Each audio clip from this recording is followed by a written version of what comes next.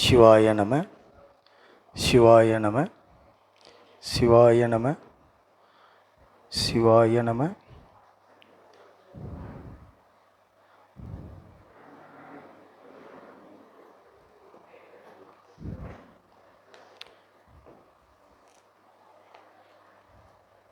வாழலாம் வைகளும் எண்ணில் நல்ல கதிக்கு யாதும்போர் குறைவில்லை. கண்ணின்னல் அகுதுறும் கழுமல வளநகர் பெண்ணின் நல்லாளொடும் பெருந்தகை இருந்ததே. சைவத்தின் மேல் சமயம் வேறு இல்லை, அதில் சார் சிவமாம் தெய்வத்தின் மேல் தெய்வம் இல்லெனும். நான்மறை செம்பொருள் வாய்மை வைத்த சீர்திரு தேவாரமும் திருவாசகமும் உய்வை தரச் செய்த நால்வர் பொற்றால் எமுயிர் துணையே. எல்லாம் வல்ல நம்பெருமாண்டிய திருவடிகளை மனமொழி மெய்களால் வணங்கி, திருக்கைலாய பரம்பரை திருவாவடுதுறை ஆதீனத்தை தோற்றுவித்த குரு முதல்வர் நமச்சிவாய மூர்த்திகளுடைய பொன்னார் திருவடி கமலங்களை மனமொழி மெய்களால் வணங்கி, 23வது பட்டத்தில் எழுந்தருளியிருந்து சிவஞான செங்கோல் ஓச்சி அருளிய அருள் திரு சிவப்பிரகாச தேசிக பரமாச்சாரியாருடைய திருவடி கமலங்களை மனமொழி மெய்களால் வணங்கி, அடியனுடைய தீட்சா குரு மெய்ஞான வள்ளல் கு வைத்தியநாத ஈசானை தேசிகர் ஐயா திருவடிகளை மனமொழி மெய்களால் வணங்கி, அடியனுடைய வித்யாகுருவாக விளங்குகின்ற தமிழாகம சால்பறிவார் மு செல்வநாதன் ஐயா மலரடிகளை மனமொழி மெய்களால் வணங்கி, இந்த இனிய நேரத்திலே ஷோலிங்கர் சைவ சித்தாந்த வாழ்வியல் பயிற்சி மையம் நடத்துகின்ற திருமந்திர தொடர் வகுப்பு திருப்பத்தூர் கிளை மையம் சிவமடத்தில் குழுமி இருக்கக்கூடிய அமைப்பாளர் உள்ளிட்ட அத்துணை அன்பர் பெருமக்களுடைய மலரடிகளையும் தனித்தனியே தொட்டு வணங்கி மகிழ்கின்றேன். சிவாய நம. அன்பர்களே, திருமூல தேவனையே சிந்தை செய்வார்க்கு கருமூலம் இல்லையே கான் என்கிற அந்த முதுமொழிக்கு ஏற்ப நாம் திருமூல தேவநாயனார் அருளி செய்திருக்கக்கூடிய திருமந்திரத்தில் காலையிலேயே நம்முடைய ஜெயக்குமார் ஐயா இதுவரைக்கும் எதையெல்லாம் என்னென்ன தலைப்பின் கீழ் எத்தனை திருமந்திரங்களை சிந்தித்திருக்கின்றோம் என்றெல்லாம் குரல் பதிவிட்டு நம்முடைய குழுவிலே அனுப்பியிருந்தார். அதை செவிமடுத்தவர்களுக்கு நாம் இதுகாரம் என்னென்ன தலைப்புகளை சிந்தித்திருக்கின்றோம் என்ற விவரம் தெரிந்திருக்கும். ஆக இந்த 2 தந்திரங்களை சிந்தித்து மூன்றாவதாக விளங்குகின்ற இந்த யோக தந்திரத்தில் அட்டாங்க யோக பேறு வரைக்கும் நாம் சிந்தித்திருக்கின்றோம். இன்றைக்கு அட்டமா சித்தி எனப்படுகின்ற அந்த பரகாய பிரவேசம் ஒரு 71 திருமந்திரங்கள் இதில் இடம்பெற்றிருக்கிறது. இன்றைக்கு ஒரு 45 திருமந்திரங்கள் வரையிலும் சிந்திக்கலாம் என்று எண்ணுகின்றோம். திருவருள் எந்த அளவுக்கு துணை நிற்கும் என்பதை பொறுத்திருந்து தான் பார்க்க வேண்டும். அந்த வகையிலே வழக்கம் போல் நாம் இன்றைக்கு உங்களுடைய புத்தகத்தில் 109வது பக்கம் 640வது திருமந்திரத்தில் தொடங்கி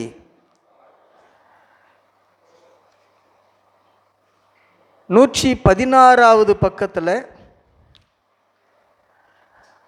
பிராகாமியம் என்கிற தலைப்பின் கீழே 683வது திருமந்திரம் வரையில் நாம் முற்றோதல் செய்துவிட்டு நம் வழக்கம் போல சிந்தனையை மேற்கொள்வோம். சிவாய நம. நம்ம அட்டாங்க யோகம், அட்டாங்க யோகத்தினுடைய பயன்களை எல்லாம் கடந்த வகுப்பில் நாம் சிந்தித்தோம். இந்த யோகத்தின் வாயிலாக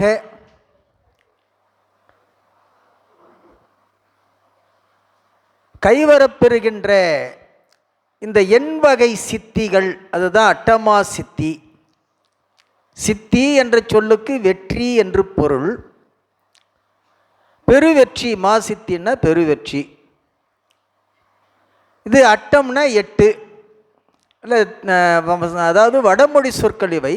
அட்டமா சித்தி என்பது இது தமிழில் எண்வகை சித்திகள், எண்பெரும் சித்திகள் என்று நாம் சொல்லலாம். இந்த எண்பெரும் சித்தியை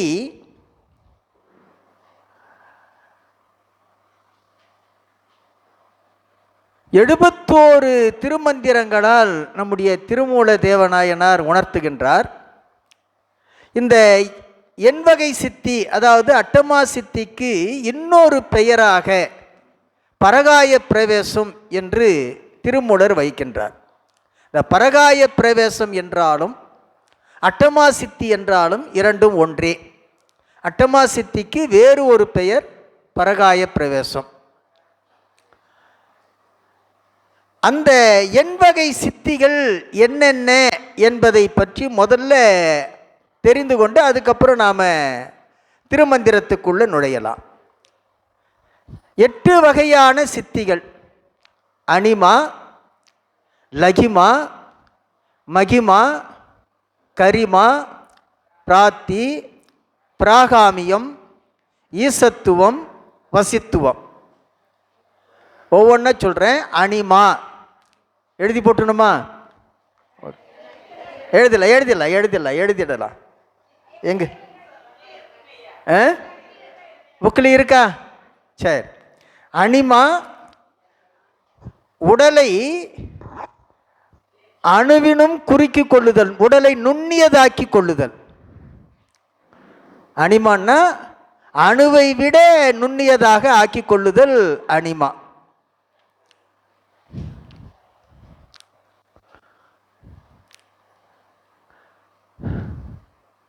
லகிமா உடம்பை காற்றை விட லேசாக்கி கொள்ளுதல். காற்றை விட லேசாக்கி, காற்றிலே மிதக்கலாம். காற்றை விட லேசாக்கி கொள்ளுதல். அது பஞ்சு போல, பஞ்சை விட இன்னும் லேசாக்கிக்கலாம். மகிமா உடம்பை பெரிதாக்கி கொள்ளுதல், கனமாக்கி கொள்ளுதல். உடம்பை கனமாக்கி கொள்ளுதல்.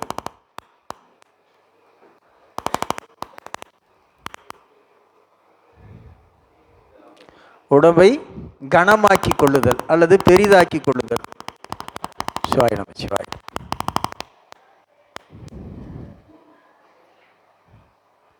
அடுத்து கரிமா உடம்பை மறைத்தல், மறைத்து கொள்ளுதல். உடம்பை மறைத்து கொள்ளுதல்.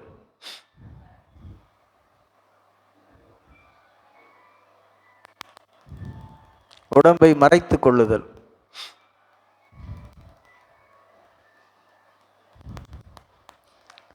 பிராத்தி, பிராத்தி வேண்டியதை பெறுதல். வேண்டியதை பெறுதல், நமக்கு என்ன தேவைன்னாலும் அதை பெற்றுக்கொள்ளுதல். வேண்டியதை பெறுதல்.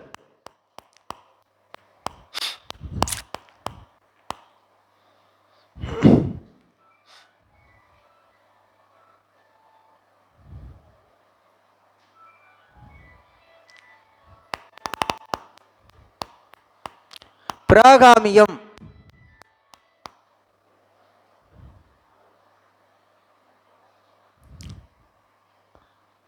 மற்ற உடலில் புகுதல். மற்ற உடலில் புகுதல். மற்ற உடலில் புகுதல்.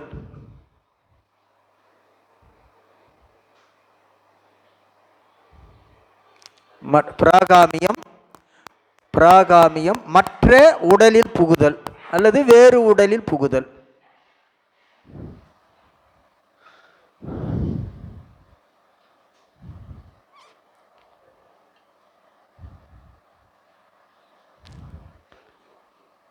அதுக்கடுத்தது 7வது ஈசத்துவம். ஈசத்துவம் ஆளுமைத்தன்மையை அடைதல். ஆளுமைத்தன்மையை அடைதல்.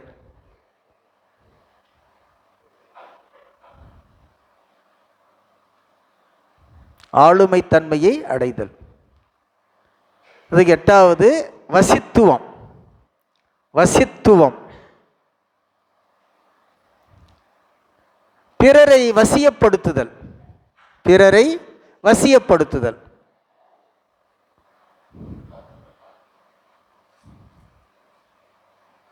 இதுதான் 8 வகையான சித்திகள். அனிமா, லகிமா, மகிமா, கரிமா, பிராப்தி, பிராகாமியம், ஈசத்துவம், வசித்துவம். இப்போ அனிமா என்றால் உடம்பை நுண்ணியதாக்கி கொள்ளுதல், லகிமா என்றால் உடம்பை காற்றை விட லேசாக்கி கொள்ளுதல், மகிமா என்றால் உடம்பை பெரியதாக்கி கொள்ளுதல், கரிமா என்றால் உடம்பை மறைத்து கொள்ளுதல், பிராப்தி வேண்டியதை பெறுதல், பிராகாமியம் வேறு உடம்பில் புகுதல், ஈசத்துவம் ஆளுமை தன்மையை அடைதல், வசித்துவம் பிறரை வசியப்படுத்துதல். இப்போ அடுத்தது இப்போ நாம் பாடத்துக்கு சொல்வோம். இந்த அட்டமா சித்தி தலைப்பின் கீழே முதல் திருமந்திரம், பணிந்து என் திசையும் பரமனை நாடி துணிந்து என் திசையும் தொழுது எம்பிரானை அணிந்து என் திசையினும் அட்டமா சித்தி தனிந்து என் திசை சென்று தாபித்தவாறே என்று சொல்லுகிறார். இதை எப்படி நாம் கொண்டு கூட்டிக்கணும்னு சொன்னால், என் திசை சென்று அட்டமா சித்தி தாபித்தவாறு, என் திசை சென்று அட்டமா சித்தி தாபித்தவாறு, பரமனை நாடி துணிந்து என் திசையினும் சென்று பணிந்து தொழுது அணிந்து தணிந்து என்று ஆங்காங்கு இதை கொண்டு கூட்டணும் இல்லை? இப்போ அட்டமா சித்திகளை பெற்று அட்டாங்க யோகத்தினுடைய நிறைவு பயனாக அட்டமா சித்திகளை பெற வேண்டும். இப்படி யாவரும் அட்டமா சித்திகளை பெற்று அந்த அட்டமா சித்திகளை 8 திக்கிலும் சென்று விளங்க காட்டி, 8 திசைகளிலும் சென்று விளங்க காட்டி என் திசை சென்று தாபித்தவாறு, எதை? அட்டமா சித்தியை தாபித்தவாறு பெருமை பெற்றது. எப்படி என்று சொன்னால், எப்படி பெருமை பெற முடியும் என்று சொன்னால், சிவபெருமானை பல்லாற்றானும் வழிபட்டேயாகும். அந்த பெருமானை வழிபாடு செய்யாமல் அட்டமா சித்திகளை பெற முடியாது. பெற்ற சித்திகளை என் திசையிலும் சென்று தாபிக்கவும் முடியாது. ஆகவே எந்த வகையிலேனும் சிவபெருமானை வழிபட்டேத்தான் இந்த எண்வகை சித்திகளை பெற முடியுமே தவிர, சிவ வழிபாடு நீக்கி இந்த எண்வகை சித்திகளை பெற இயலாது என்பதை திருமூலர் மிக தெளிவாக பேசுகிறார். அப்படி பெற்றால் அந்த சித்திகளால் நன்மை விளையாது என்பதை மிக அழுத்தம் திருத்தமாக பேசுகிறார். சிவபெருமானை எந்த வகையிலேனும் நினையாமல் சித்தி பெறுதல் கூடாது என்று தெளிவாக பேசுகிறார். அப்போ அட்டமா சித்தி பெறுவதற்கு உரிய வழியை இந்த முதல் திருமந்திரத்திலே மிக தெளிவாக பேசுகிறார். சிவபெருமானை பணிந்து, எப்படி பணியணும் அப்படின்னு சொன்னா, துணிந்து பணிய வேண்டும். இல்ல, துணிந்து அப்படின்னா நம்பி, துணிந்து என்ற சொல்லுக்கு நம்பி. அப்போ சிவபெருமானை என் திசையினும் சென்று பணிய வேண்டும். எப்படி பணியணும்? அவனை நம்பிக்கையோடு நம்பி பணிய வேண்டும். பணிந்து தொழுது அணிந்து தணிந்து வழிபாடு செய்ய வேண்டுங்கிறார் இல்லையா? அணிந்து அப்படின்னா ஒப்பனை செய்து, இது ஒப்பனை செய்து பெருமானை அலங்கரித்து, பெருமானை அலங்கரித்து. தணிந்து, அது தணிந்து அவனிடத்தில் அடங்கி இருந்து, பெருமானிடத்தில் அடிபணிந்து அடங்கி இருந்து துணிந்து வணங்கி நிற்க வேண்டும். அப்படி வணங்கினால் அவனுடைய அருளால் இந்த எண்வகை சித்திகள் வாய்க்க பெறும் என்று பேசுகிறார். அப்போ அட்டமா சித்திகளை பெற வேண்டும். அப்படி பெறுவதற்கு சிவபெருமானை பணியாமல் நாம் அந்த அட்டமா சித்திகளை பெற இயலாது என்று மிக தெளிவாக பேசுகின்றார். பரிசு அறிவானவர் பண்பன் அடியன துரிசு அற நாடியே தூவெளி கண்டேன் அரியது எனக்கு இல்லை அட்டமா சித்தி பெரிதருள் செய்து பிறப்பு அறுத்தானே என்று பேசுகிறார். பரிசு அறிவானவர் பண்பன் அடியன துரிசு அற நாடியே தூவெளி கண்டேன் என்று சொல்லுகிறார். யான் பெறுகின்ற பரிசானது எது என்று சொன்னால் வானவர் பண்பன், அறிவானவர் பண்பன், அறிவானவர் பண்பன். அப்போ சிவபெருமானுடைய திருவடி பேறு ஒன்றே யான் பெரும் பரிசாவது. சிவபெருமானுடைய திருவடித்தான் எனக்கு தேவையே தவிர வேறு எதுவும் தேவையில்லை என்ற அந்த உணர்வு எப்படிப்பட்டதுன்னு சொன்னால் குற்றமர உணர்ந்து, குற்றமர உணர்ந்து துரிசு அற நாடியே, துரிசுன்னா குற்றம், குற்றமர உணர்ந்து தூவெளி கண்டேன், அவனை என்னுடைய அகத்தே தியானித்தேன். யார? அந்த சிவபெருமானை என்னுடைய அகத்திலே வைத்து, அகப்பூசையிலே வைத்து அவனை தியானித்தேன். அப்படி தியானித்ததனுடைய விளைவாக எனக்கு அரிதானது என்று ஒன்றும் இல்லை என்று சொல்லுகிறார். சிவபெருமான் என்னுடைய உள்ளத்திலே எழுந்தருளி இருக்கின்ற காரணத்தினால் அரியது எனக்கு இல்லை, அரியது எனக்கு இல்லை. எனக்கு பெறற்கரிய பேர் என்று சொல்லக்கூடிய வகையிலே எதுவும் கிடையாது. எல்லாமே எளிதானது தான், எல்லா பேரும் எளியனவே. அதனால் பெரிது அருள் செய்து பிறப்பறுத்தானே, அதாவது பிறர்கள் பெரிய பேராக கருதுகின்ற அட்டமா சித்திகளை அவன் எனக்கு நிரம்ப கொடுத்து, அட்டமா சித்திகளை நிரம்ப கொடுத்து சொல்றாரா, அரியது எனக்கு இல்லை அட்டமா சித்தி பெரிது அருள் செய்து அந்த எண்வகை சித்திகளை எனக்கு நிரம்ப கொடுத்து, அது மட்டும் இல்லை பிறப்பு அறுத்தானே என்று பேசுகிறார். என்னுடைய பிறவி நீக்கத்தையும் அருளி செய்தான், என்னுடைய பிறப்பையும் அறுத்து அருளினான் என்று சொல்றார். அப்போ அகத்திலே பெருமானை வைத்து வழிபாடு செய்ய செய்ய செய்ய மற்றவர்களெல்லாம் மிக அரிதாக கருதுகின்ற அட்டமா சித்திகளை எனக்கு நிரம்ப கொடுத்து, அது மட்டும் இல்லாமல் என்னுடைய பிறவியையும் அறுத்து விட்டான் என்று திருமூலர் பேசுகிறார். அப்போ திருமூலருக்கு அது எளிய ஒரு செயலாக இருந்திருக்கிறது. அதாவது அவருக்கு கிடைத்த ஒரு எளிய பொருளாக அவர் அரிதாக அதை நினைக்கல. காரணம் என்னன்னு சொன்னால், அவர் எப்பொழுதுமே எங்கே இருக்கிறாரு? பெருமானுடைய திருவருளிலேயே உரைந்து இருக்கின்ற காரணத்தினால அவருக்கு இது ஒரு பெரிய பொருளாக, அது கிடைத்தற்கரிய பேராக அவர் கருதவில்லை. அது ஒரு சாதாரண செய்தியாக இருக்குது. அதனால தான் அந்த அட்டமா சித்திகள் தனக்கு இருக்கிறது என்பதை கூட அவர் பெரிதாக கருதவில்லை, பெரிதாக கருதவில்லை. பெருமானுடைய திருக்கண் நோக்கத்தினால்தான் காரண காரியத்தோடு அவர் மூலனுடைய உடம்பிலே புக வேண்டிய ஒரு சூழல் ஏற்பட்டதே தவிர அவர் மூலனுடைய உடம்புல புக வேண்டும் என்ற எண்ணத்தோடு அவர் வரல. யாரு? அந்த சுந்தரநாதன் அங்கிருந்து அப்படி வரல. காவிரி கரையில் இருந்த அந்த நிலை பசுக்களுடைய துன்பத்தை போக்க வேண்டும் என்று திருவருள் உணர்த்த மூலனுடைய உடம்புல புகுந்தார். மற்றபடி அட்டமா சித்திகளை இந்த உலகத்திற்கு என்னிடத்தில் இந்த ஆற்றல் இருக்கிறது என்பதை காட்ட வேண்டும் என்பதற்காக அவர் மூலனுடைய உடம்புல புகவில்லை. அதைத்தான் திருமூலர் தெளிவாக சொல்றாரு.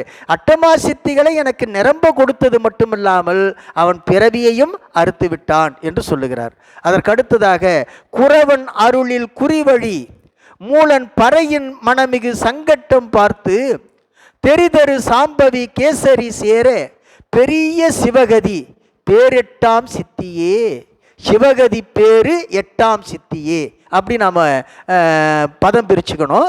பெரிய சிவகதி பேரு எட்டாம் சித்தியே என்று சொல்லுகிறார். அதாவது குரவன்னா குருநாதர் அர்த்தம். யோக குருவின் அருளால், யோக குருவினுடைய அருளால் குறிவழி, அவர் குறித்த முறைப்படியே, அவர் எப்படியெல்லாம் நமக்கு யோகத்தை சொல்லிக் கொடுக்கின்றாரோ அந்த முறைப்படி முயன்று என்ன செய்யணும்? மூலன்னா மூலாதாரத்தை நோக்கி. இங்க மூலன்னா மூலாதாரம் அர்த்தம் இல்லையா? மூலன் பறையின் மனமிகு சங்கட்டம் பார்த்து இல்லையா? மூலாதாரத்தை நோக்கி ஓட பார்க்கின்ற வாயு இல்லையா? அப்படி ஓடாமல் சத்தியதானமாக இருக்கக்கூடிய இந்த ஆஞ்சைக்கு வந்து சேரணும் இல்லையா? கீழ் நோக்கி செல்லாமல் மேல் நோக்கி வந்து எங்க செய்யணும்? ஆஞ்சை. இந்த ஆஞ்சை பகுதி, அதாவது லாடத்தானம் என்று சொல்லக்கூடிய புருவ நடு, இந்த புருவ நடு தான் சத்தித்தானம். அந்த சத்தித்தானத்திற்கு சென்று சேரும் அரிய நேரத்தை பார்த்து இல்லையா, எப்படி சேர வேண்டும் அப்படின்னு சொன்னா, அதற்கு துணையாக இந்த சாம்பவி யோகம், கேசரி யோகம், கேசரி யோகம்னா சிங்க யோகம், இப்படி இந்த ஆசனத்தில் இருந்து யோகங்களை செய்வதற்கு பெரிய சிவகதி பேரு, பெரிய சிவகதி பேரு. அவர்களுக்கு கிடைக்கக்கூடிய சிவகதி போல கிடைப்பது எதுன்னு சொன்னா எட்டாம் சித்தியே. எது?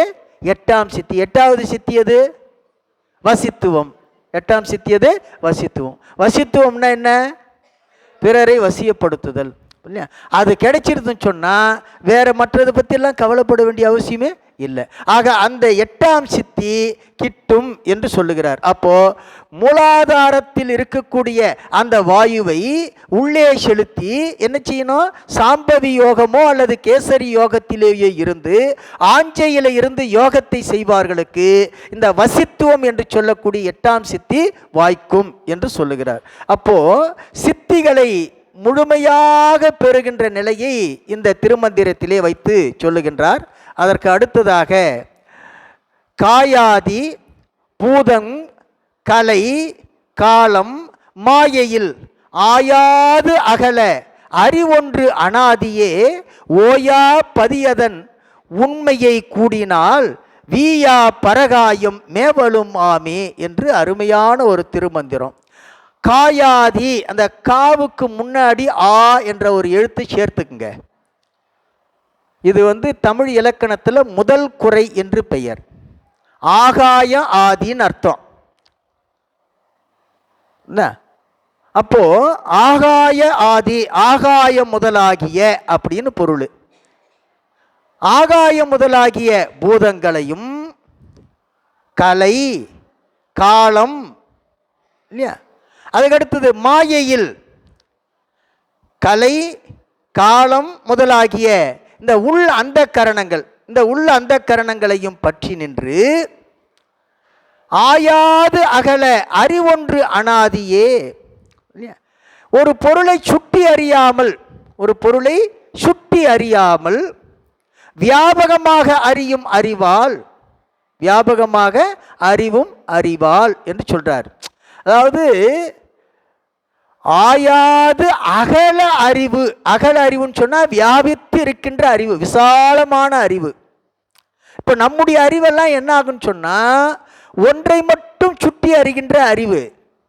நமக்கு என்ன கிடையாது? வியாபக அறிவு இல்லை, வியாபக அறிவு இல்லை. ஆனா பெருமானுடைய அறிவு எப்படிப்பட்டது? வியாபக அறிவுடையது, விசாலமான அறிவுடையது.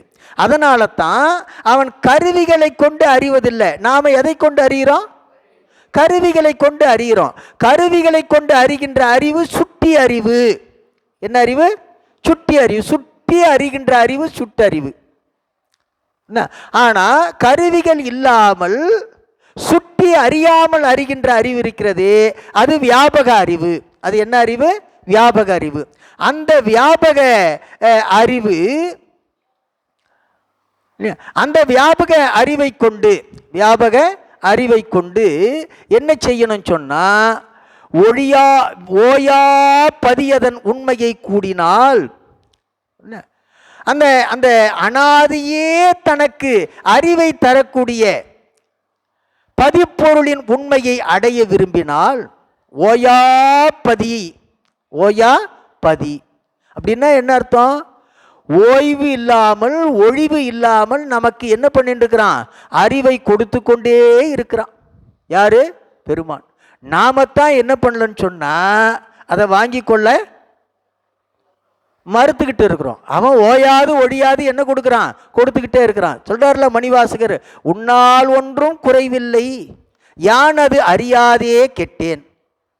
யானது அறியாதே, உன் மேல ஒரு குறையும் இல்லைப்பா, நான் தான் அதை தெரிந்து கொள்ளாமல் வீணா போயிட்டேன் அப்படின்னு சொல்றாரு இல்லையா? ஆகவே அவன் ஓயாப்பதி, அனாதியே நமக்கு என்ன செய்யறான்? அனாதி முதற்கொண்டு தனக்கு அறிவை தரக்கூடியதை ஓயாமல் ஒழியாமல் செய்து கொண்டிருக்கக்கூடிய அந்த பதிப்பொருளின் உண்மையை அடைய விரும்பினால் வீயா பரகாயம் மேவலுமாமே, என்றும் அழியாத பரவெளியில் நாம் சேரலாம் என்று சொல்லுகிறார். என்றும் அழியாத பரவெளி, பரகாயம் சொன்ன பர ஆகாயம், பரவெளி இல்லையா? அந்த பர ஆகாயத்தில் பரவெளியில் நாம் சேரலாம் என்று சொல்றார். அப்போ சித்திகளை விரும்பாது, சித்திகளை விரும்பாது மெய்ஞானத்தை விரும்பி யோகம் செய்தது தான் சிறந்தது என்று திருமூலர் பேசுகிறார். எனக்கு அட்டமா சித்திகள் வேண்டும் என்று விரும்பி யோகம் செய்வதை விட இந்த அட்டமா சித்திகளை விரும்பாமல் எப்படி யோகம் செய்யணும் சொன்னா மெய்ஞானத்தை விரும்பி யோகம் செய்ய வேண்டும். மெய்ஞானத்தை விரும்பி யோகம் செய்ய வேண்டும். இப்படி யோகம் செய்வதே சிறந்தது என்று சொல்லுகிறார். அப்போ சிவத்தை விரும்புதல் சித்தியை விரும்புதலை காட்டிலும் மேலானது. சித்தியை விரும்புதலை காட்டிலும் எதை விரும்புதல் மேலானது? சிவத்தை விரும்புதல் மேலானது. அப்போ அதை இந்த சித்தியை விரும்புவது சித்தி காம யோகம், சிவத்தை விரும்புவது முத்தி காம யோகம். காமன்னா விருப்பம்னு அர்த்தம். சித்தியை விரும்பி செய்கின்ற யோகம் சித்தி காம யோகம், முத்தியை விரும்பி செய்கின்ற யோகம் முத்தி காம யோகம், முத்தி காம யோகம். ஆக இந்த இரண்டு யோகத்தில் முத்தி காம யோகமே, அதாவது சிவத்தை விரும்பி செய்கின்ற யோகமே சிறந்தது என்று சொல்லுகிறார். அப்போது இன்னொரு செய்தி நாம் இந்த இடத்துல திருமூலர் ரொம்ப அழகாக தெளிவுபடுத்துகிறார். என்ன சொல்கிறாருன்னா, சிவத்தை விரும்பி செய்கின்ற இந்த முத்தி காம யோகத்தில் முதிர்ச்சி பெற்று அந்த மெய்ஞானத்தை பெற்றுவிட்டால் எது தானாக வந்துடும்? அட்டமா சித்தி தானாக வந்துடும். ஆனால் சித்தி காம யோகத்தில் முதிர்ச்சி பெற்று சித்திகளை பெற்றுவிட்டால் முத்தி கிட்டும் என்று சொல்ல முடியாது. முத்தி கிட்டும் என்று சொல்ல முடியாது. ஏன் அப்படின்னு சொன்னால், நமக்கு அட்டமா சித்தி கைவர பெற்றுட்டோன்னு சொல்லி நினச்சிக்கோங்க, வந்துடுதுன்னு வச்சுக்கோங்க. நாம் நம்முடைய அறிவு எதில் தெரியுமா இருக்கும்? இதில் தான் இருக்கும். விபூதியை கொடுக்குறாரு, குங்குமம் கொடுக்குறாரு, லிங்கத்தை வர வச்சு கொடுக்குறாரு, இப்படி தானே பண்ணிக்கிட்டு இருக்காங்க. இப்போ இவங்கெல்லாம் என்னன்னு சொன்னால் சித்தியை விரும்புபவர்களே தவிர எதை விரும்புபவர்கள் அல்ல? முத்தியை விரும்புபவர்கள் அல்ல. புட்டபர்த்தி சாய்பாபா முதற்கொண்டு அவங்கெல்லாம் சித்தி விளையாடல் செய்தவர்களே தவிர முத்தி பெற்றுக்கான வழியை தேடியவர்கள் அல்ல.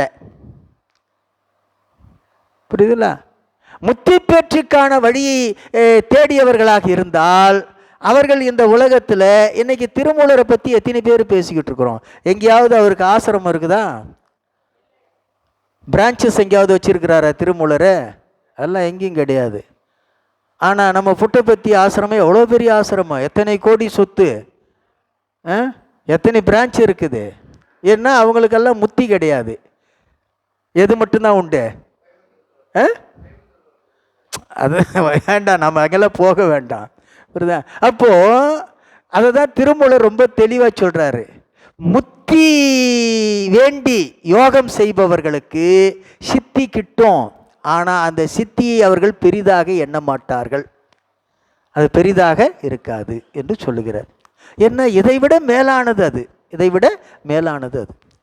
அதற்கு அடுத்ததாக சொல்லுகிறார் 20,700 பேதம். அங்கே 800ன்னு இருக்கும் உங்கள் புத்தகத்தில், அது 700 மாற்றிக்குங்க. அது இந்த நாழிகை கணக்கு வைத்து ஒரு கணக்கீடு போடுகிறார்கள். திருமூலர் அந்த அடிப்படையில் அது 700ன்னு சொல்லியிருக்கிறாரு. அது புத்தகத்தில் பாடபேதம் 800ன்னு இருக்கும். 20,700 பேதம் மருவிய கண்மமாம் அந்த யோகம் தரும் இவை காய உழைப்பாகும் தானே அரும் 4 அடங்குமா சித்திக்கே என்று பேசுகிறார்.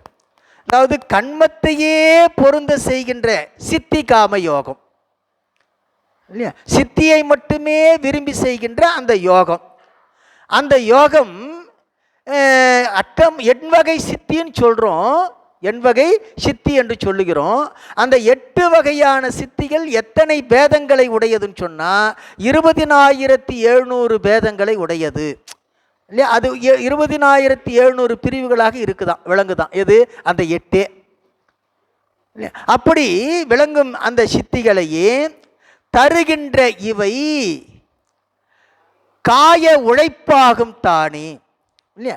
இந்த அனைத்துமே இந்த 20,700 வகையாக விளங்குகின்ற இந்த எண்வகை சித்திகளும் உடல் உழைப்பாவன அன்றி, உடல் உழைப்பு ஆவன அன்றி எது கிடையாது, உணர்வு பெருக்கமாவது இல்லை, உணர்வு பூர்வமாக பெருக்கமாவது இல்லை. ஆகவே இப்படி இத்தனை விரிவாக விரிந்தாலும், எது 20,700ஆக விரிந்தாலும் கூட அந்த சித்திகளுடைய தொகை எத்தனைன்னு சொன்னால் அரும் 4 அடங்குமா சித்திக்கு. அந்த 8 எண்வகை சித்திக்குள்ளதான் இது எல்லாமே அடங்கும் என்று சொல்லுகிறார். ஆகவே சித்தி யோகத்தில் அல்லற்பாடும் இது உடம்பு படுகின்ற பாட்டையெல்லாம் சொல்லி இந்த 20,700 வகையாக இது விரிந்தாலும் அது உடல் உழைப்பை தவிர வேறொன்றும் இல்லை, உணர்வுக்கு அங்கே இடமில்லை. ஆகவே இந்த சித்தி யோகத்தினுடைய துன்பத்தை அல்லற்பாட்டை இங்கே இழிவுபடுத்தி சொல்லுகின்றார். அதற்கு அடுத்ததாக மதிதனில் ஈராராய் மண்ணும் கலையின் உதய மது நாளொழிய ஓரெட்டு, உதயம் அது நாளொழிய ஓரெட்டு பதியும் 6 பற்றற பார்க்கில் திதிதமான 6 சித்திகளாமே என்று பேசுகிறார். அதாவது மதிதனில் ஈராராய் மண்ணும் கலையின் 12 கலைகளை உடைய சந்திரன், மதின சந்திரன், 12 கலைகளை உடைய சந்திரன் முற்றும் மறைந்து பின் தோன்றுகின்ற பொழுது, உதயம் அது தோன்றுகின்ற போது நாள் ஒழிய அக்கலைகளில் 4 ஒழிந்து போக ஓரெட்டு பதியும் 8 நிலை பெற்று இருக்கின்றன, 8 நிலை பெற்று இருக்கின்றன. 6 பற்றற பார்க்கில் இல்லையா, அந்த ஒழிவு நீங்கி அனைத்து கலைகளும் நிலை பெறுகின்ற செயலை பெற வேண்டும் என்று சொன்னால்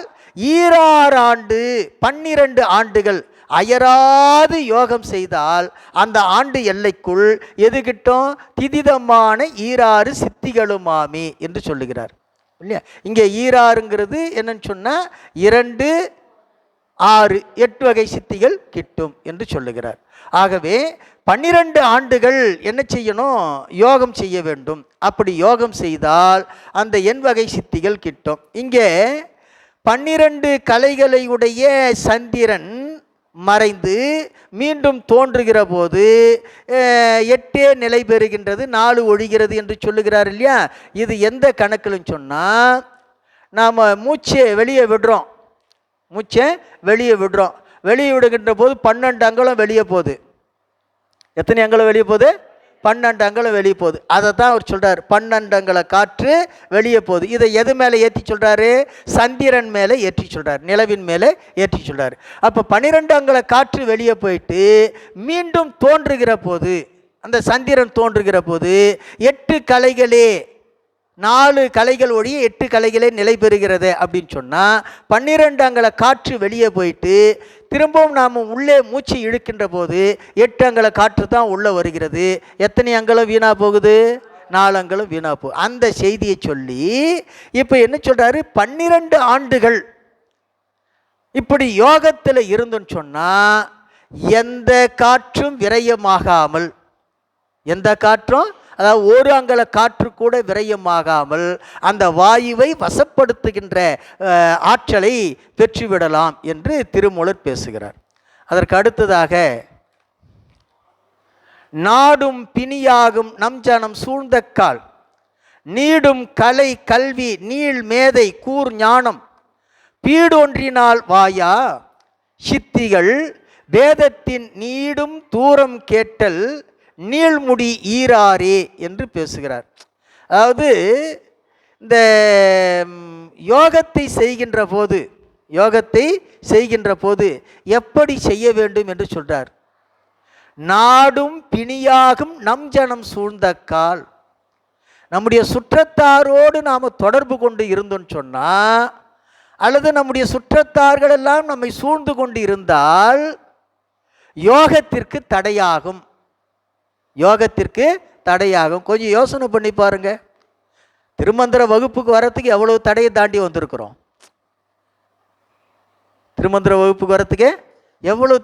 வந்திருக்கிறோம். அப்போ யோகத்தில் உட்காரணும்னு சொன்னால் எவ்வளவு தடை இருக்கும் பாருங்க. அதை தான் திருமூலர் சொல்றாரு. நம்முடைய உறவுகளோடு சுற்றங்களோடு தொடர்பு கொண்டிருந்தால் அது என்ன ஆகுன்னு சொன்னால் யோகத்திற்கு தடையாகும். இங்கே பிணின்னா தடைன்னு அர்த்தம். யோகத்திற்கு தடையாகும். இன்னொரு செய்தியும் சொல்லலாம். இங்கே சுற்றத்தார் என்பது வெளியில் இருக்கக்கூடிய உறவுகள் அல்ல, உடம்புக்குள்ளே இருக்கக்கூடிய ஐம்பொறிகள் தான் சுற்றம். அந்த ஐம்பொறிகள் சூழ்ந்து இருக்கின்ற வரைக்கும் நாம் என்ன செய்ய முடியாது? யோகம் செய்ய முடியாது, மனம் ஒன்றாது என்று சொல்லுகிறார். அதுக்கு அடுத்தது, அப்படி அது மட்டுமல்ல, யோகம் மட்டுமல்ல, கலை கல்வி நீள் மேதை கூர் ஞானம் எல்லாவற்றுக்குமே அது தடைதான். அப்போ நூலறிவு, உலகியல் அறிவு, இயற்கை நுண்ணறிவு இல்லையா, இப்படி ஒன்றினாலும் நமக்கு என்ன கிடைக்காதுன்னு சொன்னால் இந்த சித்திகள் கிடைக்காது. நூலறிவால் நூலை படிச்சுட்டு நாம் அட்டமா சித்தியை பெற்றுட முடியாது இல்லையா. ஆராய்ச்சி படிப்பு பண்ணியெல்லாம் நாம் இதை பண்ண முடியாது. அப்போ இதெல்லாம் சித்திகள் கிடைப்பதற்கு வாய்ப்பை ஏற்படுத்தி தராது. அப்போ என்ன செய்யணும்? பீடொன்றினால் வாயா சித்திகள் இல்லையா, வேறு வேறாக கிடைத்தற்கு செல்லுகின்ற அந்த யோக கால எல்லையாக நீடும் தூரம் கேட்டல் நீள்முடி ஈராரே இல்லையா. 12 ஆண்டுகள் நாம் என்ன செய்யணும்? யோகம் செய்ய வேண்டும். எத்தனை ஆண்டுகள்? இது 12 ஆண்டுகள் அவர் சொல்லிட்டாரு. 12 ஆண்டுகளுக்குள்ள யோகம் வரலனாலும் அந்த காலம் நீடிச்சிட்டு போகும். ஆகவே இது 12 ஆண்டு ஒரு எல்லையாக சொல்லி இருக்கிறார். அந்த எல்லைக்கு நாம் என்ன செய்யணும்னு சொன்னால் யோகம் செய்ய வேண்டும். ஆக சித்திகளை பெற வேண்டுவோர் சுற்ற தொடர்பு, நூலாராய்ச்சி இதில் எல்லாம் காலத்தை கழிக்காமல் 12 ஆண்டுகள் யோகத்தில் நிலையாக நிற்க வேண்டும் என்று சொல்லுகிறார். அதற்கு அடுத்ததாக, ஏழானதில் சண்ட வாயுவின் வேகியாம் தாழா நடைபல யோசனை சார்ந்திடும் சூழான ஓரெற்றில் தோன்றா நரைத்திரை தாழான 9 பரகாயமே என்று சொல்லுகிறார். அதாவது யோகத்தை குறைவில்லாமல் பயின்றால்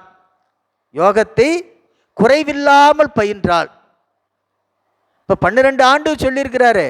12 ஆண்டில் நாம் குறைவு இருந்துச்சுன்னு சொன்னால் அது காலம் நீடிக்கும். அதாவது அந்த உரைப்பு தான் ரொம்ப முக்கியம். ஒன்றி இருக்கின்ற உரைப்பு ரொம்ப முக்கியம். இப்போது பல பேர் என்ன செய்கிறாங்கன்னு சொன்னால், எல்லாருக்கும் எத்தனையோ விதமான இடர்பாடுகள், துன்பங்கள், அவரவர்கள் செய்த வினைக்கு ஏற்ப நம்ம வாழ்க்கையில் இன்ப துன்பங்களை மாறி மாறி அனுபவித்து கொண்டிருக்கிறோம். இப்படி அனுபவித்து கொண்டிருக்கக்கூடிய இந்த வினை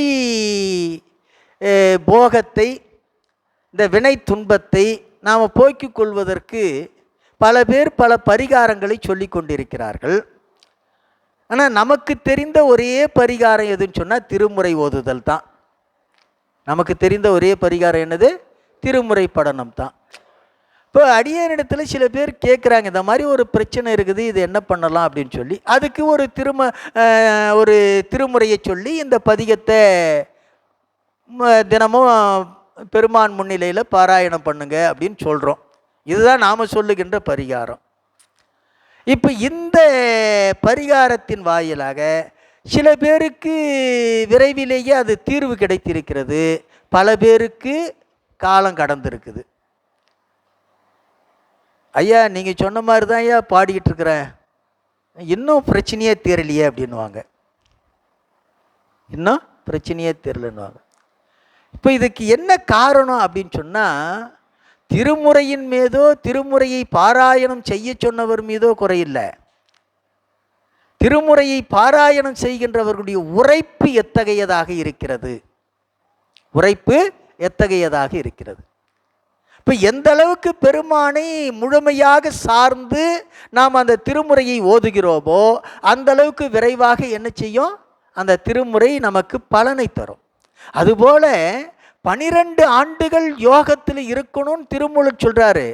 அந்த 12 ஆண்டுகள் யோகம்னா ஒன்றி இருக்கணும். அப்படி ஒன்றியும் ஒன்றாமலும் இருந்துன்னு சொன்னால் 12ங்கிறது இன்னும் கூடிக்கிட்டு கூட போகலாம். ஆனால் அந்த 12 ஆண்டுகள் குறைவில்லாமல் யோகத்தை பயின்றால் 7வது ஆண்டில் சண்ட வாயுவின் வேகியாம். சண்ட வாயுன்னா காற்று, சண்டமாருதம் அப்படின்னு சொன்னால் பெருங்காற்று, சூறாவளி காற்றுன்னு சொல்கிறோம் இல்லையா, சுழற்சி அடிக்கின்ற காற்றுன்னு சொல்கிறோம் இல்லையா, அதை விட வேகமாக போகலாமா. எத்தனையாவது ஆண்டில்? 7வது. யாருமே ஒருத்தரும் பின்தொடர்ந்து வர முடியாதான். கண்ணுக்கு தெரிஞ்ச மாதிரி இருக்கும், எங்கே இருக்காருன்னு தெரியாது. அவ்வளவு வேகமாக என்ன பண்ண முடியும், செல்ல முடியும். சண்ட வாயுவின் வேகியாம். அது மட்டும் இல்லை, அந்த நடை இருக்கு பார்த்தியா, தாழா நடை பல யோசனை சார்ந்திடும். எவ்வளவு தூரம் போனாலும் இல்லையா, எத்தனை 1000 மைல் கடந்தாலும் அந்த வேகம் கொஞ்சம் கூட என்ன ஆகாதான், தடைபடாதான். தொடக்கத்தில் என்ன வேகம் இருந்ததோ அந்த வேகம் குறையாமல் போய்கிட்டே இருக்குமா. அதை தான் சொல்கிறாரு, தாழா நடை பல யோசனை சார்ந்திடும். பல யோசனை தூரம் போனாலும் அந்த நடை கொஞ்சமோ குறையாது. சூழான ஓரெற்றில் தோன்றா நரைதிரை இல்லையா. அது 8வது ஆண்டில் ஒருவேளை நம்முடைய உடம்புல ஒரு 70 வயசில் யோகம் பண்ணியிருக்கிறோன்னு வச்சுங்க, 70 வயசில் யோகம் பண்ணியிருக்கேன்னு வச்சுங்க, யோகத்தில் அமர்ந்து பெருமானோடு ஒன்றி விட்டுன்னு சொன்னால் அதுக்கப்புறம் வயசெல்லாம் இருக்காது. 12ன்னா 82வது இல்லை, 12ன்னா எத்தனையாவது, 82வதுல 70ல் தொடங்கி இருந்தா. திருமூலர் என்ன சொல்கிறாரு, 8வது ஆண்டில் இப்போ 82 வயசில் எப்படி இருக்கும், எல்லாம் பழுத்து பஞ்சு மாதிரி இருக்கும், அது எல்லாம் கண்ணங்கரேல்னு மாறிடுமா. புரியுதா. அப்போது தோன்றா நரைத்திரை, நரையும் இருக்காது, சுருக்கமும் திரையும் இருக்காது, தோல் சுருக்கமும் இருக்காது, அந்த மயிர் வெளுத்தலும் இருக்காது, நரையும் இல்லை திரையும் இல்லை என்று சொல்லுங்க. தோன்றா அப்படின்னு சொன்னால் ஏற்கனவே இருந்தாலும் அது மறைந்து விடுமா. அப்போ நரையானது கருமையாக மாறிடும், சுருக்கமெல்லாம் தானாகவே என்ன ஆகிடும், மிளிர்ச்சி ஆகிடும். ஆகவே இந்த நரைத்திரையெல்லாம் மாறிவிடும் என்று சொல்கிறார். அதுக்கு அடுத்தது தாழான 9வது ஆண்டில் தான் பரகாயமே என்று சொல்லுகிறார். 9வது ஆண்டில் உடம்பு என்ன ஆகும்னு சொன்னால், இந்த காயம்னா உடம்பு, இந்த உடம்பு தேவ சரீரமாக மாறிவிடும். என்ன சரீரமாக மாறிடும், தேவ சரீரமாக மாறிவிடும், பரகாயமே என்று சொல்லுகிறார். அப்போது இந்த குறைவில்லாத யோகத்தினுடைய அடையாளங்களாக இவற்றை சொல்லுகிறார். அப்போ 7வது ஆண்டில் என்ன ஆகும், காற்றை விட வேகமாக செல்லுகின்ற அந்த ஆற்றல் கிடைக்கும். 8வது ஆண்டில் என்ன ஆகும், நரைத்திரையெல்லாம் மாறிவிடும். 9வது ஆண்டில் இந்த உடம்பே தேவ உடம்பாக பொன் உடம்பாக மாறி நிற்கும் என்று சொல்லுகிறார். அதற்கு அடுத்ததாக ஈரைந்தில் பூரித்து தியான உருத்திரன் ஏறொன்றும் 11 ஈராறாகும் என் சித்தி சீரொன்று மேலெழும் கீழேழு புவி சென்று ஓரொன்றில் வியாபியாய் நிற்றல் ஈராரே என்று பேசுகிறார். அப்போ யோகத்தில் 10வது ஆண்டில், இப்போ 9வது ஆண்டு வரைக்கும் முன்பாட்டில் சொல்லிட்டாரா? 9வது ஆண்டில் முன்பாட்டு, 7வது ஆண்டில் என்ன ஆகும்? வேகமாக செல்ல முடியும்னாரு. யாருமே பின்தொடர முடியாத அளவுக்கு விரைவாக செல்ல முடியும்ட்டாரு. 8வது ஆண்டில் நரைதிரையெல்லாம் மாறும் என்று சொன்னார். 9வது ஆண்டில் உடம்பு தேவ உடம்பாக மாறும் என்று சொன்னார். இப்போ 10வது ஆண்டில் முன்பு இளைத்த உடம்பு பருத்து காணப்படும் இல்லையா? பூரித்துன்னா நல்ல பருத்து எலும்பும் தோலுமா இருந்த உடம்பெல்லாம் இப்போ எப்படி இருக்கும்? நல்ல கொழுன்னு இருக்குமா இல்லையா? இப்போ திருமூலர் அப்படி தானே உட்காந்துக்கிட்டு இருக்கிறாரு, எலும்பு தோலுமா உட்காந்துக்கிட்டு இருக்கிறாரு இல்லை. அப்போது ஈரைந்தில் பூரித்து தியான உருத்திரன் ஏறொன்றும் 12 இல்லையா? 11வது ஆண்டில் அவன் எப்படி இருப்பான்னு சொன்னால் நெருப்பு போன்ற உருவினை உடைய உருத்திரனை போன்ற செம்மேனியாக மாறும். ஒருவேளை கருப்பாக இருந்தால் கூட அது என்னவாயிடும்? செம்மேனியாக மாறும் இல்லையா? உலகியல் ரீதியாக நாம் கருப்பு நிறத்தில் இருக்கிறோன்னு வச்சுங்க, இந்த யோகம் பையில என்ன ஆகும்? அந்த உடம்பு எப்படி மாறும்? செம்மேனியாக மாறுமா? அப்படி செம்மேனியாக. அதுக்கு அடுத்தது சீரொன்றும் மேலு 7 கீழேழு புவி சென்று எல்லாவற்றையும் வெல்லுகின்ற ஆற்றலை உடைய அந்த ஆற்றலை பெற்று, அப்புறம் மேல் 7 உலகம் கீழ் 7 உலகம் இவைகளெல்லாம் சென்று அங்கு இருக்கக்கூடியவர்கள் எல்லாரையும் தன்வசப்படுத்தும் வேறொன்றில் வியாபியாய் நிற்றல் ஈராரே. 12வது ஆண்டில் எல்லாரையும் தன்வசப்படுத்தி நிற்கும் என்று சொல்லுகிறார். அதுதான் கடைசி 8வது சித்தி. என்னது? வசித்துவம். என்னது? வசித்துவம். யாரையெல்லாம் வசப்படுத்தும்? மேல் 7 உலகம் கீழ் 7 உலகம் எல்லா உலகங்களிலும் இருக்கக்கூடியவர்களையும் என்ன பண்ணும்? வசப்படுத்தும். புரியுதா? ஆமாம். இந்த 7 உலகத்தில் உள்ளவர்களையும் என்ன பண்ணும்? வசப்படுத்துகின்ற ஆற்றல் கிடைக்கும். எப்போ அப்படின்னு சொன்னால் 12வது ஆண்டில். 12வது ஆண்டில். இப்போ வசிட்டர்னு ஒருத்தர் இருந்தார்ல, அவருடைய வீட்டில் அவருடைய ஆசிரமத்தில் காமதேனு இருந்ததா? காமதேனு எங்கே இருந்தது இல்லையா? அதாவது நம்ம பார்க்கடலை கடைந்த போது வந்த ஒரு பொருள் தான் இது காமதேனு. அது யார்கிட்ட இருந்தது? தேவேந்திரங்கிட்ட இருந்தது. இப்போ வசிட்டர் என்ன சொன்னார்? என்னன்னா வசிட்டருக்கு அது தேவைப்பட்டது. அவர் இங்கேருந்து போய் தேவலோகத்திலேருந்தெல்லாம் போய் அதை ஓட்டிக்கிட்டு வரல இல்லையா? காமதேனு வேணும்னு நினச்சாரு, எங்கே வந்துடுச்சு? அவர் ஆசிரமத்துக்கு வந்துடுச்சு. அவருடைய ஆசிரமத்துக்கு வந்துடுச்சு. அப்போது வேண்டியதை பெறக்கூடிய ஆற்றல், அதுதான் எண்வகை சித்திகளில் வசித்துவம் என்ற சித்தி. அதற்கு அடுத்ததாக தானே அணுவும் சகத்து தன் நோன்மையும் மானா கணமும் பரகாயத்து ஏகலும் தானாவதும் பரகாயம் சேர் தன்மையும் ஆனாத உண்மையும் வியாபியுமாம் 8 என்று இந்த 8 சித்திகளை பற்றி பேசுகிறார். தானே அணுவும் ஜகத்து தன் நோன்மையும் இந்த 3வது அடியில் பரகாயம் சேர் தன்மையும் இருக்கு இல்லையா? பரகாயம் சேர் தன்மையும் அந்த அந்த 2 சொல்லையும் ஒரு பிராக்கெட் போட்டு மானா கணமும் அப்படிங்கிற இடத்துல கொண்டு போய் சேர்த்துக்குங்க.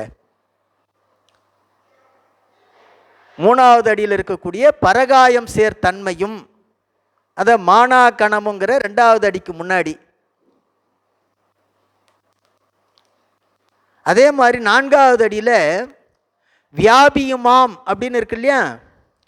அந்த வியாபியுமாம்ங்கிற சொல்ல ஆனாத உண்மையும் அப்படின்னு அந்த முதல்ல அதுக்கு முன்னாடி சேர்த்துக்குங்க. பிராக்கெட் போட்டு ஒரு ஏரோ மார்க் போட்டுங்க. இப்போ நான் படிக்கிறேன் பாருங்க. தானே அணுவும் ஜகத்து தன் நோன்மையும் பரகாயம் சேர் தன்மையும் மானா கணமும் பரகாயத்து ஏகலும் தான் ஆவதும் வியாபியும் ஆனா உண்மையுமாம் எட்டே. ஆனா உண்மையுமாம் எட்டே. இப்போ 8 வகை சித்திகளை பற்றி சொல்றார்.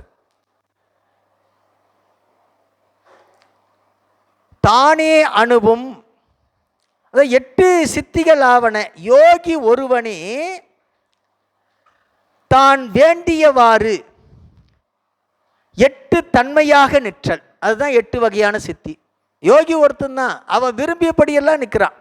அதுதான் 8 வகை சித்தி. அப்போ அது என்னெல்லாம் அப்படின்னு சொன்னா, அணுவினுள்ளும் அணுவாய் நுழைதல், அணுவிற்கு அணுவாக நுழைதல், அது அவ்வளவு நுண்ணிய பொருளாக நுழைதல், கண்ணுக்கே தெரியாதவாறு நுழைதல்.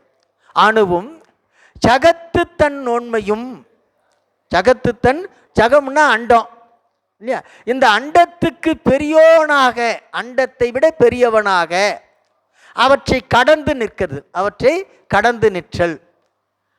அதுக்கு அடுத்தது பரகாயம் சேர் தன்மையும், பரகாயம் சேர் தன்மையும் மானா தன்மையும் இல்லையா. அதாவது இந்த உலகத்தை எல்லாம் கடந்து நிற்பது மட்டுமல்ல, அது பெரிய கணமாக இருக்கக்கூடிய நிலையும் பெறுவது. மானா கணமும், மானா கணமும். அதுக்கு அடுத்தது பரகாயத்து ஏகலும், பரகாயத்து ஏகலும் அப்படின்னா வானத்தில் உலாவுதல், வானத்தில் உலாவுதல். அதுக்கப்புறம் தான் ஆவதும், தான் ஆவதும். எவ்வளவு பேர் கூடி எடுத்தாலும் கூட எடுக்க முடியாதபடி என்ன பண்ணுறதுன்னு சொன்னு கனமாக இருப்பது, கனமாக இருப்பது. மலையை போல வலிமை உடையதாக, திண்மையுடையதாக இருத்தல்.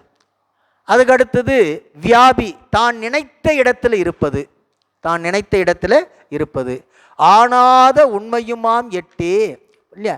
இப்படி மந்திரத்தில் செல்ல நினைத்ததை அடைதல், எல்லோராலும் ஏற்று போற்றப்படுதல், அதுக்கப்புறம் எல்லோரையும் தன்வசப்படுத்தி நிற்றல். இப்படி சொல்லுகின்ற 8 வகைகளை பெற்றிருக்கு, 8 வகை சித்திகளை பெற முடியும் ஒரு யோகி என்று சொல்றார். இதைத்தான் நம்முடைய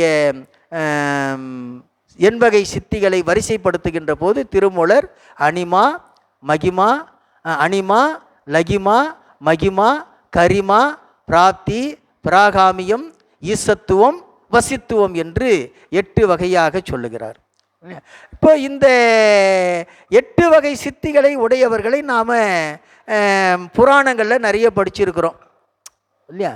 இப்போ வீரவாகு தேவர், கந்த புராணத்தில் வீரபாகு, அவர் அந்த கிரவுஞ்ச மலையை அவன் யாரும் உள்ள நுழையாதபடி என்ன பண்ணுறான்னு சொன்னால் தடுத்து நிறுத்துகிறான். யார்? சூரபத்மனுடைய தம்பி கிரவுஞ்ச மலையாக நிற்கிறான். அப்போ கிரவுஞ்ச மலையாக நிற்கக்கூடிய அந்த மலைக்குள்ள வீரவாகு தேவர் என்ன பண்ணுறாருன்னு சொன்னால் அணுவுக்கு அணுவாக தன்னை குறுக்கி கொண்டு உள்ளே போயிட்டு வர்றாரு. அப்போ அவர்கிட்ட என்ன இருந்தது? அந்த 8 வகை சித்தி இருந்தது. அதே மாதிரி அனுமாரு இல்லையா, இங்கே இலங்கையிலிருந்து மேருமலைக்கு போயிட்டு அங்கேருந்து என்ன பண்ணணும்? சஞ்சீவி மூலிகை கொண்டு வரணும், அதுவும் குறிப்பிட்ட கால எல்லைக்குள்ள. அப்போ எவ்வளவு வேகமாக போகணும், அந்த மலையை தூக்கிட்டு வரணும்னு சொன்னால் எவ்வளவு பெரிய ஆற்றல் பெற்றவராக இருக்கணும். இதெல்லாம் எப்படி கிடைத்ததுன்னு சொன்னால் இந்த 8 வகை சித்திகளால் கிடைத்தது. இப்படி பெற்றவர்களெல்லாம் அதே மாதிரி பற்றின்னு சொன்னால் நலாயினியை திருமணம் செய்து கொள்வதற்காக மௌத்கல்யர் என்ற முனிவர் என்ன பண்ணார்? மௌத்கல்யர், அந்த நலாயினி சரித்திரம் தெரியுமா உங்களுக்கு?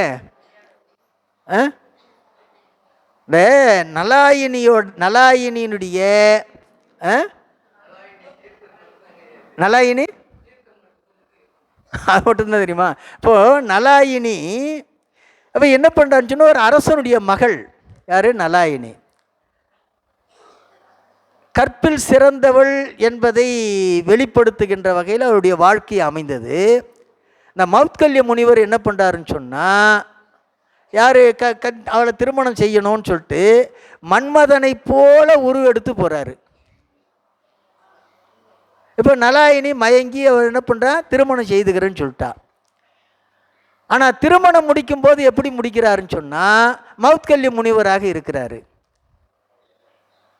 அதே அவளுடைய பதிவிரதை தன்மையை உலகுக்கு காட்டணுங்கிறதுக்காக குஷ்டரோகியாக மாறுறாரு. என்னவா மாறுறாரு, குஷ்டரோகியாக மாறுறாரு. இப்போது மன்மதனாகவும் மௌத்கல்யராகவும் குற்றரோகியாகவும் இப்படி பல வடிவங்களை அவர் எடுக்க முடியுதுன்னு சொன்னால், அதுக்கு காரணம் என்னன்னு சொன்னால், வேண்டிய வடிவத்தை பெறக்கூடிய ஆற்றல் யாரிடத்தில் இருந்தது, அவரிடத்தில் இருந்தது இல்லையா. இப்படி பல புராணங்கள் இந்த அட்டமா சித்திகளை பற்றி விரிவாக பேசுகின்றன. சரி, அப்போது அடுத்த பாட்டு, தாங்கிய தன்மையும் தான் அணு பல்லுயிர் வாங்கிய காலத்தும் மற்றோர் குறையில்லை, ஆங்கே எழுந்தோன் அவற்றுள் எழுந்து மிக்கு ஓங்கி வரமுத்தி முந்தியவாறே என்று பேசுகிறார். அதாவது ஒரு யோகி அனிமா என்கிற அந்த சித்தியின் பயனாக நினைந்த உயிருக்குள்ளாக புகுந்த விடத்து, அதே நேரத்தில் மகிமா என்கிற சித்தியின் வாயிலாக அவற்றை கடந்து நிற்கின்ற தன்மையை அடையக்கூடியவர். இது எப்படின்னு சொன்னால், இந்த மகிமா என்ற நிலையில் நிற்கின்ற அந்த யோகியே அனிமா என்ற நிலையில் இருந்து அந்த உயிர்களுக்கு உயிராக செறிந்து வர அவற்றை கடந்து நிற்கக்கூடிய ஆற்றலையும் பெற்றிருக்கின்றார் என்று சொல்றார். அப்போ ஒரு யோகியாக இருக்கக்கூடியவன், அதாவது அட்டமா சித்திகளை பெற்ற அந்த யோகி தான் எப்படியெல்லாம் நினைக்கின்றோமோ அப்படியெல்லாம் நினைத்து வர முடியும் என்று சொல்லுகிறார். அப்போ அந்த எண்வகை சித்திகளை பெற்ற பிறகு அந்த யோகி யாருக்கும் எந்த நிலையிலும் கட்டுப்படாத தன்மையை உடையவராக இருப்பார் என்று சொல்லுகின்றார். அதற்கு அடுத்ததாக, முந்திய 360 காலமும் வந்தது நாழிகை வான்முதலாயிட சிந்தை செய் மண்முதல் தேர்ந்த அறிவாய் வளம் உந்தியுள் நின்று உதித்தெழுமாறே என்று சொல்லுகிறார். அதாவது இதில் கொஞ்சம் அந்த நாள் கணக்கெல்லாம் திருமூலர் இந்த அவர் ஒரு மாதிரியாக சொல்கிறார். நாம் வருஷத்துக்கு 365 நாளுன்னு சொல்கிறோம் என்ன, ஆனால் திருமூலருடைய கணக்குப்படி இது கதிரி ஆண்டு, அதாவது சௌரமான வருஷம் அப்படிங்கிற அடிப்படையில் இவர் என்ன சொல்கிறாருன்னு சொன்னால் 360 நாள் என்று சொல்கிறார் ஆண்டுக்கு. முந்திய 360 காலமும், முந்திய 360 காலமும் நாழிகையால் வந்தது, நாழிகையால் வந்தது. இந்த நாழிகைன்னு இருக்கு பற்றியா இரண்டாவது அடியில், அது கூட ஒரு வேற்றுமை உருபு சேர்த்துக்க, நாழிகையால், நாழிகையால் அதை கொண்டு முன்னாடி வந்தது என்று போட்டுங்க. இப்போ 360 கூறுகளை உடைய ஓர் ஆண்டு அந்த எந்த அடிப்படையில் வருகிறதுன்னு சொன்னால், ஒரு நாளைக்கு 60 நாழிகை என்று கணக்கிடக்கூடிய அந்த நாழிகையின் அடிப்படையில் கணக்கிடப்பட்டு வந்தது. அவற்றை அந்த அந்த வான்முதலா அப்படிங்கிற வார்த்தைக்கு முன்னாடி அவற்றை அப்படின்னு ஒரு சொல்ல சேர்த்துக்குங்க பொருளுக்காக. வான் முதலாயிட, வான் முதலாயிட சிந்தை செய் இல்லையா. அந்த காலக்கூறுகளை என்ன செய்யணும்னு சொன்னால், வானம் முதலாகிய 5 பூதங்களாக, அந்த 5 பூதங்களுக்கும் உரிய பகுதிகளாக பாவனை செய்ய வேண்டும். அதாவது 60 நாழிகை என்று சொல்கிறோம் இல்லையா, அந்த 60 நாழிகைகளை 5 பூதங்களுக்கும் பகுத்து கொடுக்கணும். அப்படி பகுத்து பாவனை செய்து அடுத்து என்ன சொல்கிறாரு, வளம்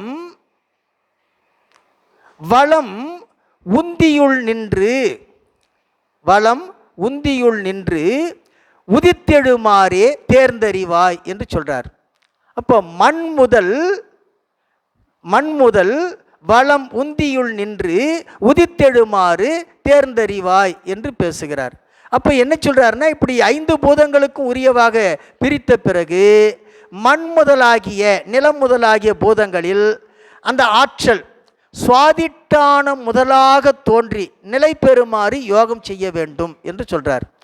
அப்போ என்ன சொன்னால், ஒவ்வொரு ஆதாரத்திலையும் இத்தனை நாழிகை யோகம் செய்ய வேண்டும் என்று நாம் யோகத்தந்திரத்தினுடைய தொடக்கத்திலேயே படிச்சிருக்கிறோம் இல்லையா? அட்டாங்க யோகத்தினுடைய தொடக்கத்திலேயே ஒவ்வொரு ஆதாரத்திலையும் இத்தனை நாழிகை யோகம் பயில வேண்டும் என்று சொல்லுகிறோம். அப்படி அந்த 60 நாழிகை கொண்ட அந்த ஒரு நாளில் நாம் என்ன செய்யணும்னு சொன்னால், இந்த 5 பூதங்களாக பகுக்கப்பட்டிருக்கக்கூடிய இந்த ஆதாரங்களில் நாம் அந்த இத்தனை நாழிகைகள் என்று வரையறுக்கப்பட்ட அந்த நிலையில் நாம் யோகம் பயில வேண்டும் என்று சொல்கிறார். அப்படி யோகம் பயிலுகின்ற போது இந்த உண்டல் உறக்கம் இது எல்லாம் என்ன ஆகும்னு சொன்னால், தன்னையும் அறியாமல் மாறி நிற்கும் என்று பேசுகிறார். அதற்கடுத்ததாக சித்தம் திரிந்து சிவமயம் ஆகிய முத்தம் தெரிந்துற்ற மோனர் சிவமுத்தர் சுத்தம் பெறலாக 5 தொடக்கற்றோர் சித்தம் பரத்தின் திருநடத்தோரே என்று பேசுகிறார். அட்டமா சித்திகளை அடைய விரும்பி அவற்றை பெறுகின்ற அந்த பவயோகம் செய்பவர்கள் இந்த யோகத்திற்கு இடையிலேயே சித்தம் திரிந்து சிவமயமாகியே ஒருவேளை மலபரிபாகம் கிடைக்கப்பெற்று மனம் வேறுபட்டு அந்த யோகி சிவனை அடைதலாகிய அந்த யோகத்தை சிவயோகமாக செய்தால் முத்தம் தெரிந்துற்ற மோனர் சிவமுத்தர் அந்த முத்தி பேற்றிற்குரிய வழியை உணர்ந்து இந்த ஐம்புல ஆசை அற்று சிவஞான யோகத்தில் நிற்கும் சிவயோகியராகவும் நிற்பர் என்று சொல்றார்.